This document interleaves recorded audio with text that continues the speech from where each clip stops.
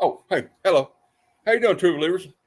I was just looking at this new stuff they call the stuff. I don't know if I want to eat it or not, especially after watching this movie. But anyway, without any further ado, I'm going to bring on my guest right after a word from my sponsor here, if I can find him. All right, we're gonna review another bad cinema movie here, and it's a real doozy. Right after this. The Thing. Is this dork made of orange rock like the rest of his body? It's a superhero secret. Tell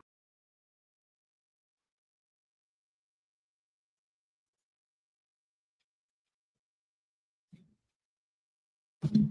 All right, guys. How you doing? I don't think I want to eat this. I think I'm going to put it back in the fridge. It doesn't even have an expiration date on it. I'm kind of concerned, and I think I saw it move. So it's great for cleaning toilets.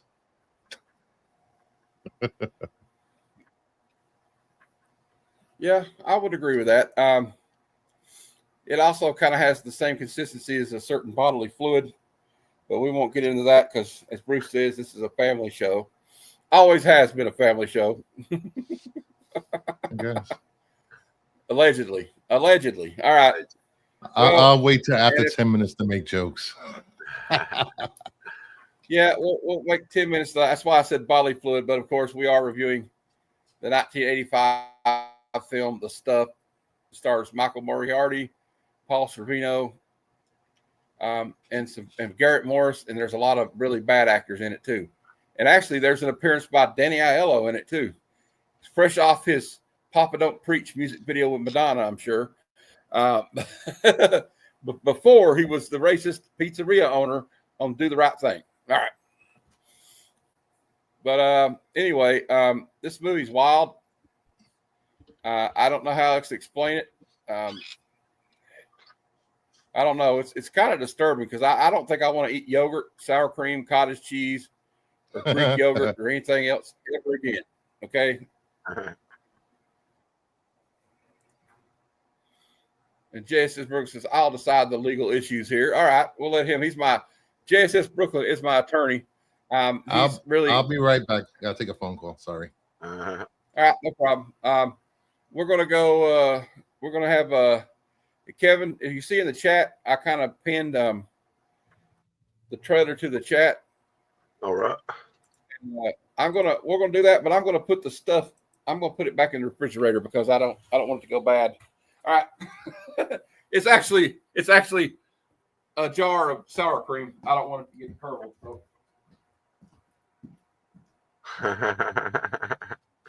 I'm the innocent bystander who hasn't seen the movie, and I'm taking the advice of everyone who has and not bothering. But now I'm going to find out why not to bother. All right, I'm back. All right, the stuff has been put up. Yeah, ready for the trailer? Yeah, we'll go ahead and do it. I'm sure Bruce doesn't really care if he watches it again or not. So, but this is for the audience. I don't think there's any. I saw there's like a song they wrote for the commercial. A song? Oh no! Yeah, like an advertisement for the stuff.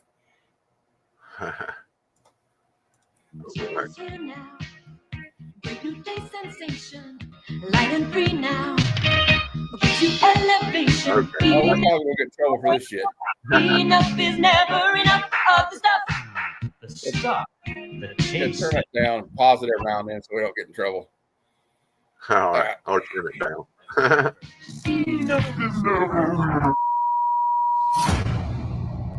We interrupt this presentation with the following urgent message. Tonight, America is in grave danger. We are under alien attack by a popular dessert known as the stuff. Here, Jason, take some. No, don't eat that. There is something alive in there. Tasty. There's something alive in yogurt. It's called benign bacteria. If the stuff is in your house, do not eat it. If you have it on your shelves, do not sell it. If you distribute this material, close your doors, make no more sales.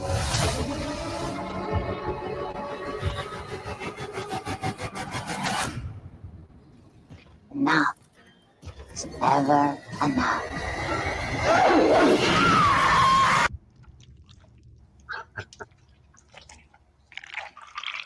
Yummy. All righty then. Wow. We got a few screenshots of this movie. They're kind of out there. It's Daddy Aiello getting attacked by his dog. It's got the stuff in him. I love Garrett Morris's movie. He calls himself Chocolate Chip Charlie. And Chocolate Chip Charlie apparently is like, Famous Amos cookies. He's supposed to be like Famous Amos. Oh, yeah. And Garrett Morris is actually the best thing in the movie. Here's some of the dead guys that turned into the stuff. We got Paul Sorvino, the great that played Polly on Goodfellas, is in this movie. Of course, his daughter is the beautiful Mira Sorvino. This kid right here, look at this kid's head. This kid's got an adult-sized head on a kid's body. Leave that kid alone. It does, though. It looks like they took Michael Pierre, what's his name? Michael Paré from Eddie the Cruisers, and they stuck his head on a kid. Was he in was his name Jason in the movie? I forgot. I can't remember. I'll look it up. We'll find out. I think it was Jason. He later on hit his big breakout role in Who's the Boss? He played Sam's boyfriend, Jesse Nash. Oh, he did, huh? That was his big role, huh? That was his big role. And he also had another bigger role in John Q. He was desk guard number 1. He was the all right. Guard. So, well, at least he kept acting, right?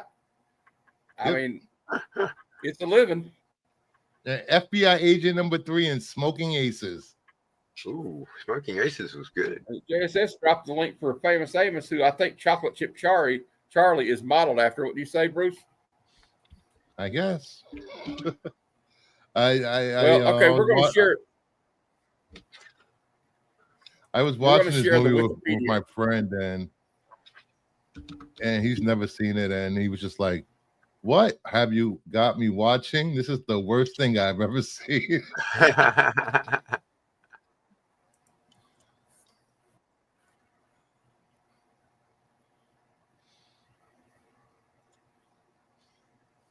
All right, we got it won't let me share the screen. What the hell? I've been having trouble with StreamYard all morning. I don't know what to do with it. We'll try it one more time. Huh.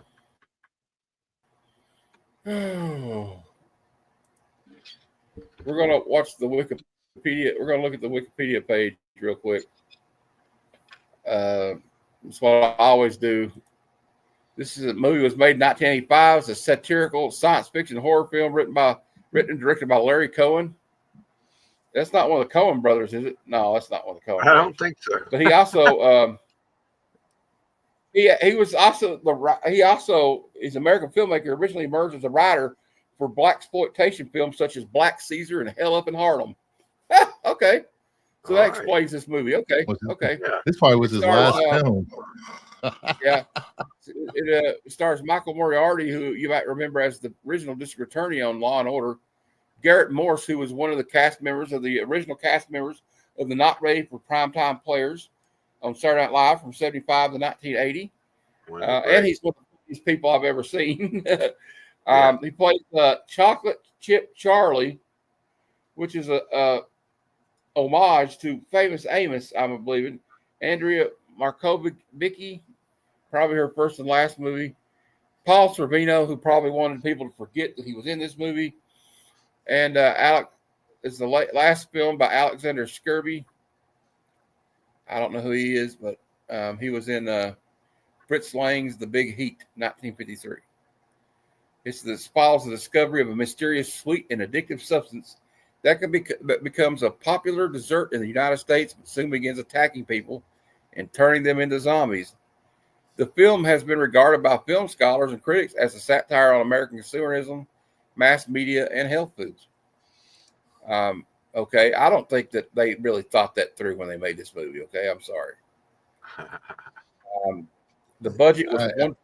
$1.7 million. Wow. That seems like a lot for this. Okay, so Scott Bloom is the guy that plays Jason. He's an American actor, film producer. Also, Danny Aiello is in this movie for like a short bit. Of course, he was in The Godfather Part 2, Once Upon a Time in America, Hide in Plain Sight, The Purple Rose of Cairo, and Moonstruck. So he was in all these like legendary movies, Harlem Nights. Movie too. I don't understand it. Make it make sense. Paycheck is a paycheck. Yeah, I guess so. It probably helped pay for his house. Brian Bloom. Also, by the way, Scott Bloom, if you think Scott Bloom and the guy that plays his brother, Jason's brother in the movie, look alike, it's because Brian Bloom is his brother. It's his actual brother. And you might recognize Brian Bloom from movies like, remember he was in the A-Team? You remember the A-Team movie they made, and he was like the bad guy that like Liam Neeson and all of them had to get? That's who Brian Bloom is. All right, I remember him. Anyway, all right. Look here. Mira Sorvino has an uncredited role as a factory guard. She had come to visit her father, Paul, on the set and was used as an extra. Wow. Huh. Shooting for the film was brief, starting in August of '84 and wrapping shortly in September. Okay. Filming locations included New Paltz, New York City, and Los Angeles. Post-production began in January of '85 at Riley Studios in Los Angeles, California, and continued in the summer at Mohawk Mountain House Gatehouse, was notably used as Colonel Malcolm Gromit Spears' headquarters in the film. Multiple puppets were used to simulate the deaths of characters who had become hosts of the stuff. 4 models of Garrett Morris's head were made for Charlie's transformation sequence, one of which Cohen still claimed to own. When the stuff was eaten on screen, ice cream, yogurt, and whipped cream were used. You know what kind of looks like? It kind of looks like marshmallow fluff, the stuff, you know what I mean? That's what I thought. Yeah. The script was originally a story by Cohen. He said, my main inspiration was consumerism and corporate greed found in our country and the damaging products that were being sold. I was constantly reading in the newspapers about various goods and product and materials being recalled because they were harming people. For example, you had foods being pulled off the market because they were hazardous to people's health. Also, if you remember about this time, was it not the time that person poisoned like the Tylenol bottles? Remember somebody put like strychnine or something in it, or cyanide? Cyanide, I think. Yeah. Cohen cited as an influence the sheer volume of junk food we consume every day. We continue to eat these foods despite the fact that some of them are killing us. That's when I started thinking, this stuff could be an imaginary product. If this, in this case, an ice cream dessert that is being consumed by millions and is doing irreparable damage to humanity. Everybody's gobbling this down, this yummy food. So how can it possibly be wrong for us? Cohen wanted to cast Arsenio Hall as Chocolate Chip Charlie W. Hobbs, since he thought he was not only a good actor, but a rising star. The executives at New World Pictures, however, wanted someone more recognizable, and they cast Garrett Morris instead. Morris did not enjoy working with Cohen. In a random roles section at AV Club, where Morris was asked about the stuff, he simply said that if he did not respect someone, he would not talk about them, and therefore he had nothing to say about Larry Cohen. Jeez. What a way to put it. There was a copyright dispute. The company effects associated with were hired by Cohen to supply some of the special effects shots. When the shots were delivered, Cohen was not satisfied with the shots of the exploding factory buildings and paid only $8,000 of the agreed price for those shots. Effects associates brought action against Cohen in court to claim full compensation, but also because the parties had no written copyright agreement regarding the use of the shots. The trial court decided in favor of Cohen, ruling there was an implied agreement for the non-exclusive use of the shots in the film. The Court of Appeals of the Ninth Circuit confirmed the ruling and confirmed that the Effects Association still retained the copyright for use outside of the stuff. The film was released on VHS and Betamax in '85 by New World Video. It was eventually released on DVD by Anchor Bay Entertainment in 2000. On September 20th, 2011, Image Entertainment reissued the stuff under its Midnight Madness series banner on DVD. There was a special Blu-ray release in the United Kingdom and the United States on April 9th, 2016 by Arrow Films. On July 22nd, 2025, Arrow Films reissued the film in limited edition 4K UHD Blu-ray set featuring the original theatrical cut as well as an earlier pre-release of the film. Like we really needed all that. It stated that Cohen said that a brilliant performance by Cohen stalwart Michael Moriarty as an industrial spy after the truth holds the straggling plot together. It received positive reviews from critics on Review Agitator website. Rotten Tomatoes. The film has a 73%. It has a 73% rating. There was no Rotten Tomatoes around when this came out. Well, this is like recent. They've done that. They've done that recently. I don't know why they go back. His daughter Erin is in the book. Okay. Erin Moriarty. Okay. Also, I don't know. Michael Moriarty seemed to be in a lot of movies in the 80s that weren't that great. Remember, he was in he was also in Chud, if you remember. I don't know if you remember that movie, the the one with the what do they call him? Chud. You know what I'm talking about, right? Yeah. Chud. Chud. Yeah. Michael Moriarty was in that too. He was in Chud? Pretty sure really? Yeah. I'm pretty sure it was. But I have a couple of clips. I couldn't find a lot of clips, thank God. I think that's a blessing in disguise, but we have a few here we can play. Like the guy's name calls says he just call me Mo because the more money you pay me, the more I want. You know, Mr. Rutherford, Mo Rutherford. You know why they call me Mo? No, why? Because every time people give me money, I always want Mo. Oh. Wow, what a great line. Jeez. What the hell? Who wrote this? Who wrote this? I hope they never worked again after this. They were actually, after the end of this movie, they ended up bagging groceries at the AMP. I just want to say, when he went into the bathroom and poured the stuff out and filled it with shaving cream, wait, what? Well, what? What? Who eats shaving cream? That was so unbelievable. I guess you do when you don't want to eat the stuff. Yeah. I guess. Well, I guess he didn't want to turn into a zombie, you know. So, okay, we got another great cinematic. This is just great acting all the way around. Only thing Chocolate Chip Charlie knows better than fighting is running. Pick a direction.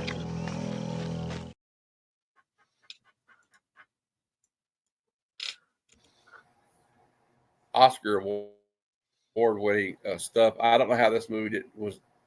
I can't believe this movie was snubbed by the Academy of Motion Pictures. It should have won multiple. We got Oscars. another great scene. Exactly. Here you go. Here's another brilliant scene.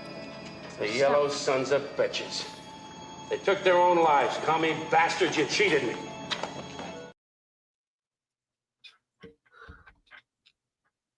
Commie bastards, you cheated me.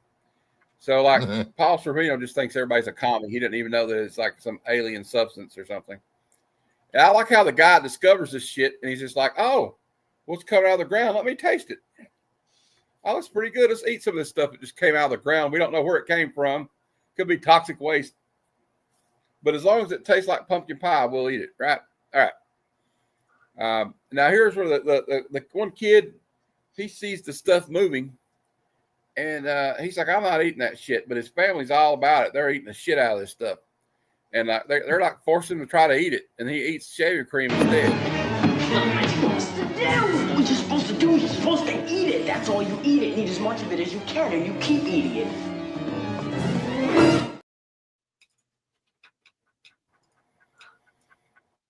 So if you see the family resemblance, those two kids are actually brothers off screen in real life. And then the kid, this is for the kids. When Michael Moriarty, this kid just sees this stranger pull up. And he's like, "Get in the car," and the kid gets in the car.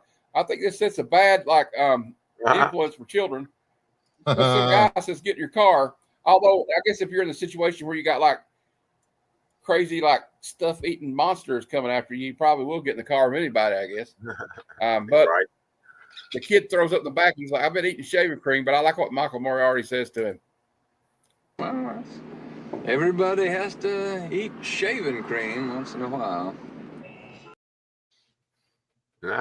No, you don't. Did it work? Did it work at all? Sometimes you have to eat shaving cream. Nope, not doing it.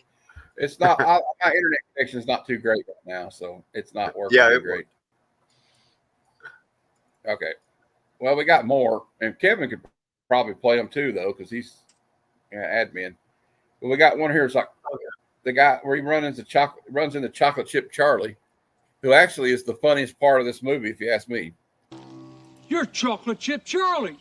Well, I sure as hell ain't the Kentucky Colonel. Get off of me. I'm sorry. What are you doing? He said, "I sure as hell ain't the Kentucky Colonel."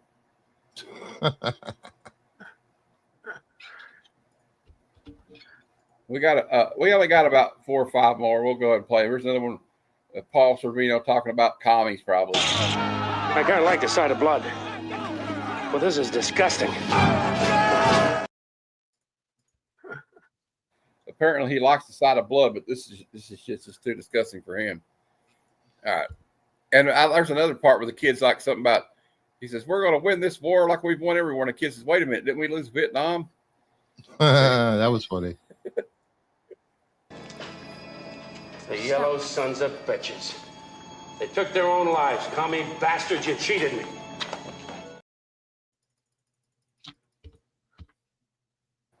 Oh, we already played that one. But anyway, here's another. I think I like this one. Paul Sorvino's like, "All right, guys, I want you to get tip the drivers or something. Like, we give them a 10% gratuity."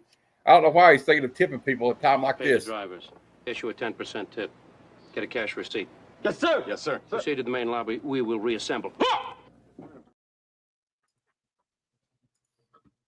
Get a cash receipt.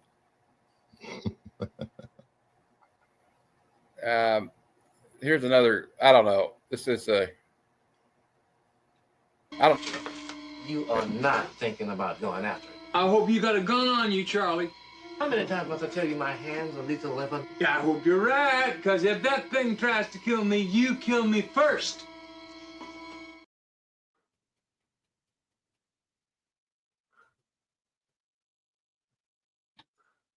He said, "My hands are weapons." Like, yeah, he said, "My hands.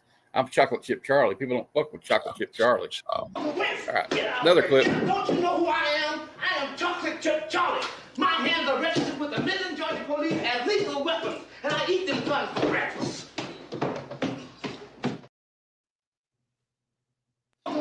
Get out of the way. Don't you know who I am? I am Chocolate Chip Charlie. My hands.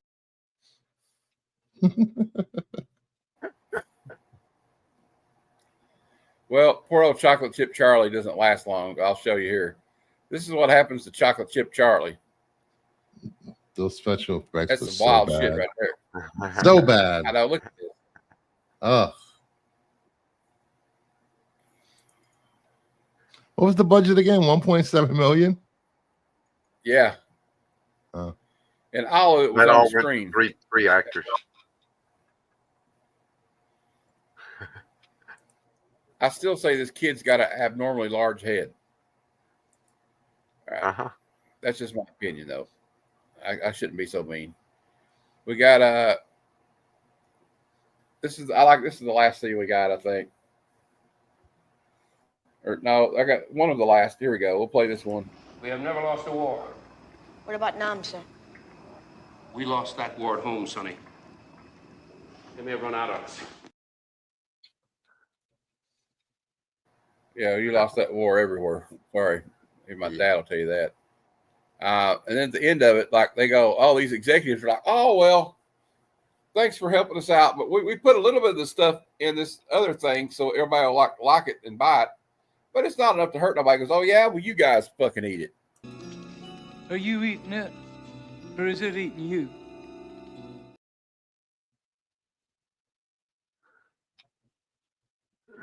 You're eating it, or is it eating you? And also, you know, that reminds me of that last scene where he's like, well, you guys, if it's not so bad, why don't you eat it? It's kind of like that. You remember that time in, was it in Michigan where the water was contaminated and that guy came, he's like, oh, the water's fine. He said, oh, yeah? Well, here's a glass of it. Why don't you drink it right now, you asshole? And he's like, no, I'm good.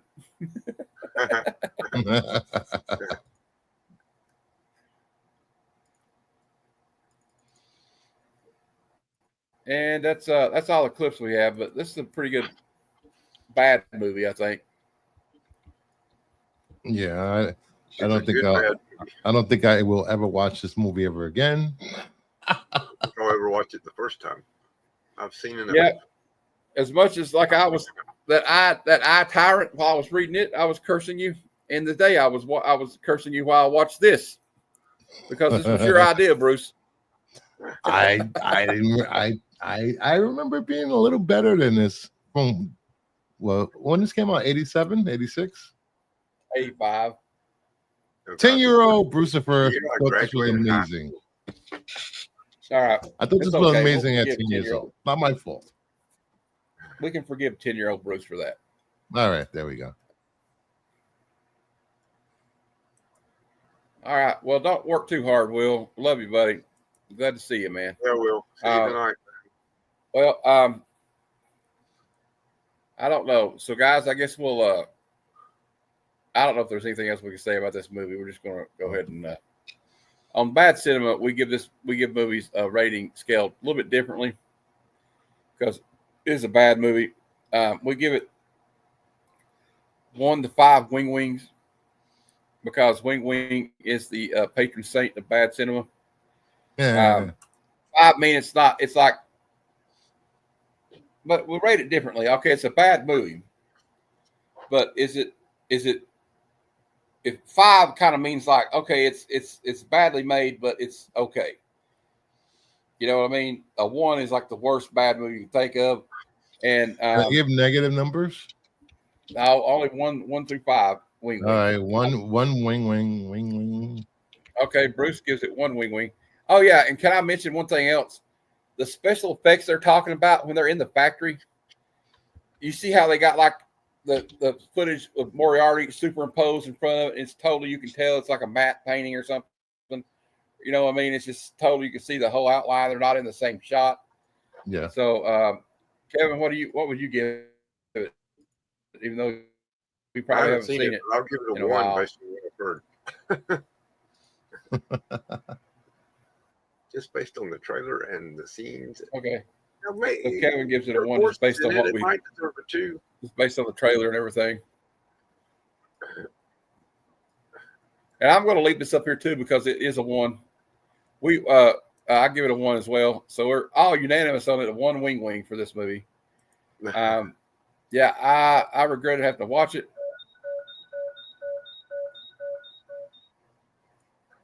Do you somebody call it Wingstop? I have a wing. Okay. You need one. That's about as good as the writing in this movie. That's a good one. The wing. All right. Well, so I hope everybody that's watching or watches the replay realizes that we watched this movie so you people didn't have to. And we're actually doing a public service. That's the way I look at it. But talk about a movie, talk about a real piece of shit. Well, we have a doozy for you next week, people. Yes, probably the worst movie ever made. I will be reviewing Plan 9 from Outer Space, directed by Ed Wood. It's been voted probably one of the worst movies, if not the worst movie ever made. Oh, that's not good. It's got Bela Lugosi in it, who died before the movie was actually released. So they had to do reshoots with a guy with his face covered to act like Bela Lugosi. It's got Vampira. You remember Vampira? It used to do like the before Elvira. She was Elvira before Elvira. She's in it, and there's no rhyme or reason to it. It's just an insane movie. So I guess that's it, guys. I guess 30 minutes is all we need to spend on this movie. I didn't have any more clips, so all I will say before we end is just because it's bad doesn't mean. Come, son of Jarrell! Kneel before Zod! Snitchy Boochies, have